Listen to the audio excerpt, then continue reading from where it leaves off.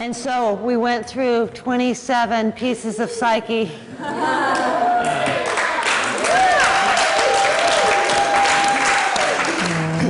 And just feel the parts of you that have had to stretch to hold this. And so often our life demands of us, really, to be present in our life, even just to go to the supermarket, demands, if we're really going to look around and see what we see, and we're really going to be a sensitive human being with the true intention to have an open heart, to have a compassionate heart, to have a loving attitude towards this world, then we're going to feel stretched.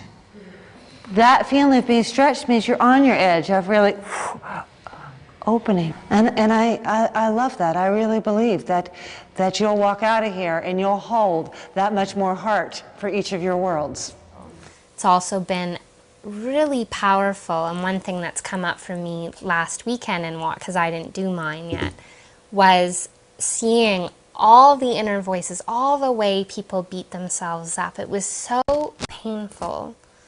So watching these painful voices and the way that people hurt themselves, what happened was that it helped me see, because I related to every single one. And so by relating to every single one, it made me love myself more, to be like, oh, they do that, I do that, and they do that. And then suddenly I didn't hate those voices, and I could accept myself, and then I could love those people and love myself. And that, to me, is the most profound thing about the open floor, was just leaving with a feeling of loving myself and loving everyone. And it's not about getting rid of those voices. It's like, oh, there they are, and we all have them.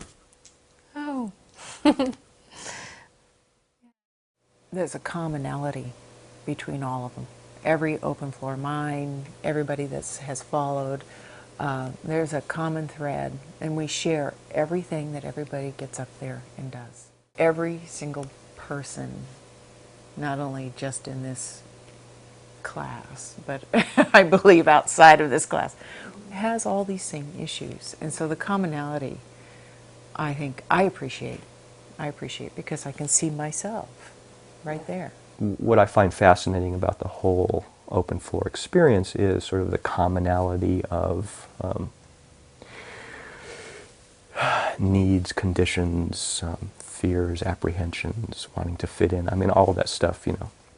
Open floor highlights certain issues, but then we come right back to the practice as a way of allowing integration to unfold naturally. It's coming back into the dance and allowing your own body and your own dance to take you into a sense of completion that's organic to you, that has your own timing. And sometimes it doesn't happen in that session. It might happen 3 practice sessions later, sometimes 3 months later. But your body knows its own sense of completion. And so the 5 rhythms is really essential to the open floor structure as it is right now, in terms of giving us the skills to participate and giving us a place to then integrate. There is a truth that reveals itself to me every single time I dance. And sometimes I'm very aligned with it, and other times I'm not. It's not easy to go out in tights and dance and be present, but it's damn worth it. What I like about what's been evolving with the open floor and what has been going on in the 5 Rhythms community for a very long time is the support and the value of having so many other like-minded people supporting you in moving in and moving through the process. We all have difficult parts, we all have scared parts, we all have childlike parts, all of us have our self-absorbed narcissistic parts, and that in some ways the human psyche or our egos all share similar parts, and that we share underneath that all similar and universal qualities of vulnerability and sensitivity and desire to love.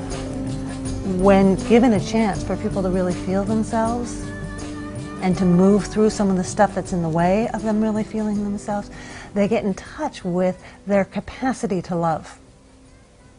And that's amazingly touching to me when I see someone really able to share the love that they feel.